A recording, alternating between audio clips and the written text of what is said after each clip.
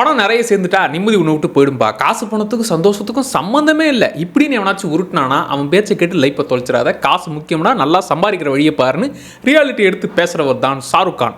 1965 November 2 தான் பிறந்தாரு. Middle class ஃபேமிலியில் தான் அவர் வளர்ந்தது. ஆனால் ஆல்ரவுண்டரா படிப்புலையும் சரி, விளையாட்டுலையும் சரி, நாடகத்தை நடிக்கிறதுலையும் சரி, எல்லாத்துலேயுமே டேலண்டான ஆள் தான். காலேஜ் சேர்ந்ததுக்கப்புறம் கொஞ்சம் இன்னும் இந்த ஆக்டிங் மேலே அதிகப்படியான இன்ட்ரெஸ்ட்டும் வருது. அவங்க அப்பா அம்மாவை சின்ன வயசுலேயே இழந்துட்டாரு. அதனால் இப்போ ஏதாச்சும் ஒரு ரூட்டில் நம்ம போயே ஆகணும், கரியரை முடிவு பண்ணியே ஆகணும்னு ஆக்டிங் தான் அப்படின்னு டெல்லியிலேருந்து மும்பைக்கு கிளம்புறாரு. சுற்றி எல்லா இடத்துலையும் ஆடிஷன் அட்டன் பண்ணி ஒன்றும் சான்ஸ் கிடைக்கல. அப்போ கோவமாக கத்திக்கிட்டே நான் மொத்தமாக இந்த இடத்த ரூல் பண்ண போறேன்டான்னு சொன்னதை அப்புறம் நடத்தியும் காட்டிவிட்டாரு. தூர்தர்ஷன் சீரியலில் கிடைச்ச சான்ஸ்லாம் நடிச்சு மக்களுக்கு அவர் பிடிச்சி போகுது. ஃபர்ஸ்ட் படம் 1992 தீவானா ரிலீஸ் ஆகுது. அதுவும் ஹிட் தான். அதுக்கப்புறம் ஸ்ட்ரைட்டா கிங் ஆஃப் ரொமான்ஸா ஆகாம வில்லன் ரோல்ஸ்லயும் பண்ணிட்டு இருந்தாரு. பாசிகர், டர்னு இந்த படங்கள்லாம் நல்லாவே பேர் அவர் கொடுத்துச்சு. 1995 தான் அவருக்கு கோடான கோடி ரசிகர்கள் உருவாக்கின அவருடைய கரியரையே வேற லெவலா ஆக்கின படம் தில்வாலே துல்ஹனியா லே ஜாயேங்கே ரிலீஸ் ஆகுது. அதுக்கப்புறம் தலைவன் வேற லெவல், அவருடைய கிராஃப்ங்கிறது அப்படியே ஏறுது. பாலிவுட் பாஷா, கிங் கான் அப்படின்னு எல்லாரும் தலைமையில தூக்கி வச்சு கொண்டாடிட்டு இருக்காங்க. எவ்வளோ ஹைட்டுக்கு போனாலும் அந்த டவுன் ஃபாலுங்கிறது வந்தாகணும்ல. அது 2016 ஃபேன் படம். அது டிஃபரெண்டான அட்டெம்ப்ட் தான், ஆனா அது கிளிக் ஆகல.